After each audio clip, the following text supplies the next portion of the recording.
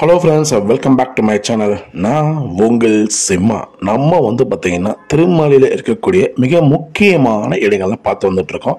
அந்த வரிசையில் இன்னைக்கு நம்ம பார்க்க போகிறது பார்த்தீங்கன்னா திருமலையில் இருக்கக்கூடிய வேங்கமாம்பா அவங்களுடைய தனி சிறப்பு என்ன அப்படின்னு இதில் தெரிஞ்சுக்க போகிறோம். திருப்பதியில் ஸ்ரீ தரிக்கொண்டான் ஒரு கிராமத்தில் மங்கம்மா கிருஷ்ணன் தம்பதிகளுக்கு பிறந்த மகள் தான் வேங்கமாம்பா.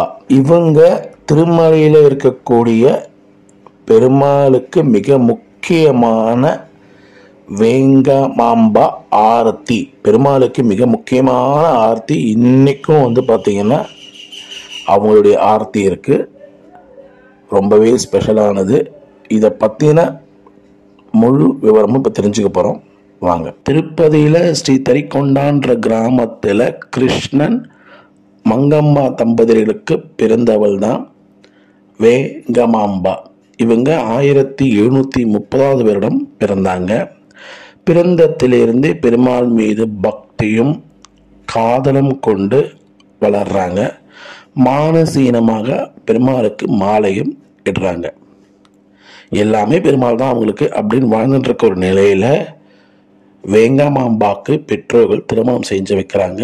திருமண நாள் அன்றே, அந்த முதல் நாள் அன்றே பார்த்தீங்கன்னா வேங்கமாம்பாவுடைய கணவருக்கு வேங்கமாம்பா ஒரு குலதெய்வமாகவே காட்சியளிக்கிறாங்க.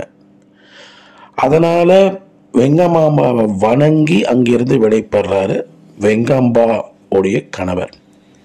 சிறு காலத்திலே பார்த்தீங்கன்னா அவர் இறைவனுடைய திருவடியை பற்றாரு. வேங்கமாம்பாவுடைய கணவர் திருவடியை சேர்ந்த பிறகும் வேங்கமாம்பா சுமங்கலியாவே வாழ்ந்து வந்தாங்க. இதனால மக்கள் அனைவருக்கும் இப்படி இருக்கக்கூடாதுன்னு சொல்லி ரொம்ப கட்டாயப்படுத்துறாங்க. அதுக்கு வேங்கமாம்பா என்ன சொல்றாங்கன்னா, என்னுடைய மானசீனமான நான் வணங்குறது பெருமாளை தான், அவர் தான் என்னுடைய கணவர், இதனால இந்த சுமங்கலியா தான் நான் இருப்பேன் அப்படின்னு இது பண்றாங்க. பஜனைகள் பண்றதுமாகட்டும், பெருமாளுக்கு ஸ்லோகம் சொல்றதாகட்டும், இப்படியே அவங்க காலங்கள் செல்லுது. ஒரு கட்டத்துல வேங்கமாம்பாவுடைய தந்தையானவர் இவங்களை ஒரு ஆசிரமத்துக்கு கூட்டிட்டு போறாங்க. சுப்பிரமணிய சாஸ்திரியிட்ட அவங்கள அழைச்சிட்டு போறாங்க. அவங்க வேங்கமாம்பாக்கு முறைப்படி வேதங்களும் மந்திர உபதேசத்தையும் கட்டுறாங்க. ஸ்ரீ தரிக்கொண்டான் நரசிம்மருக்கு அவரை பத்தின ஒரு நூலும் எழுதுறாங்க. அதன் பிறகு யாத்திரைகளோட சேர்ந்து திருமலைக்கு சேர்றாங்க வேங்கமாம்பா. திருப்பதியில் ஆத்மா ராம்தாஸ் வேங்கமாம்பாவுக்கு இருப்பிடம் கொடுத்து உபசரித்தார். வேங்கமாம்பா தினமும் துளசி மாலையை தொடுத்து நித்தம் பெருமாளுக்கு மாலையை சுற்றி வந்தார். இதை பிடிக்காத ஒரு பட்டர், நீ ஒரு பருவப்பெண், நீ இது போல பெருமாளுக்கு கைங்கரியம் செய்வது நல்லதல்ல என்று எச்சரித்தார். ஒரு நாள் வேங்கமாம்பா துளசி மாலையை கட்டி பெருமாளுக்கு சாத்திரத்துக்காக கொண்டு வராங்க. அது தூரத்திலிருந்து பார்த்த அந்த பட்டர் இவங்களை துளசி மாலையை கொண்டு பெருமாளுக்கு சாத்தாதபடி அந்த கதவை இழுத்து சாத்திட்டாரு. திரும்பி சென்ற வேங்கமாம்பா மறுநாள் காலையில் கதவை திறந்த அர்ச்சகருக்கு ஒரு ஆச்சரியம் இருந்தது.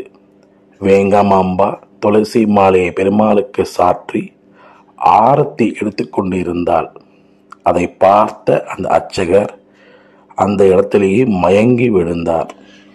இது ஊரெங்கும் இவ்விஷயம் பரவ அனைவரும் வேங்கமாம்பாவை பார்த்து அருள்வாக்கு பெற பல பேர் சேர்ந்தனர்.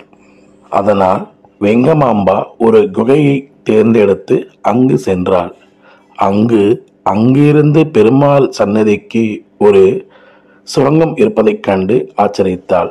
தினந்தோறும் வேங்கமாம்பா பெருமாளுக்கு திருமஞ்சனம் செய்து தன் துளசி மாலையை சாத்தி ஆரத்தி தினமும் எடுத்து பக்தியோடு வணங்கி வந்தாள். ஒரு கட்டத்தில் வேங்கமாம்பா பெருமாளிடையே ஜீவசமாதி ஆகிவிட்டார் என்று பக்தர்கள் எண்ணினார்கள்.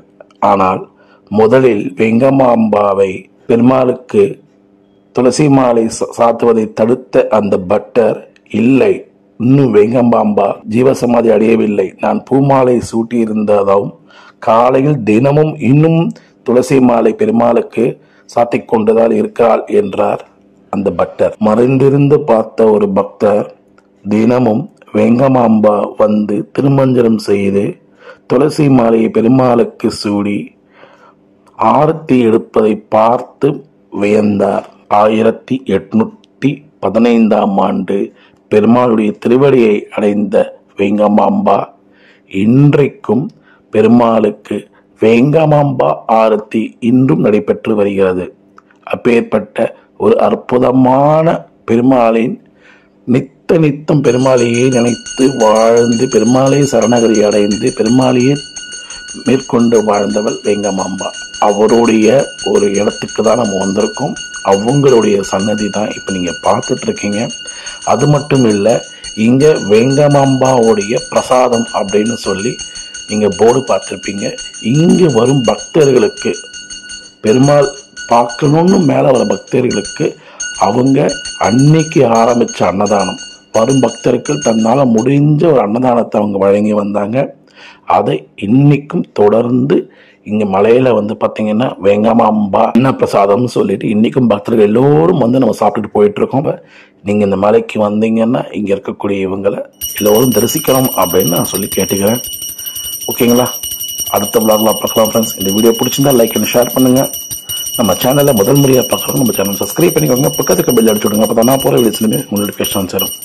அடுத்த விளாக்ல பார்க்கலாம் friends. See you. Bye bye.